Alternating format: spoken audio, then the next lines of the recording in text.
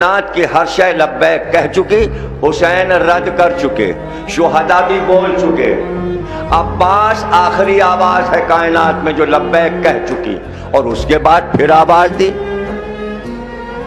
हल मिन नासिरिन, है कोई नासिर? अब कायनात में कहीं से आवाज ना आई, दूर से आवाज आई, हुसैन मां आ गई। बस हुसैन को इत्मीनान हो।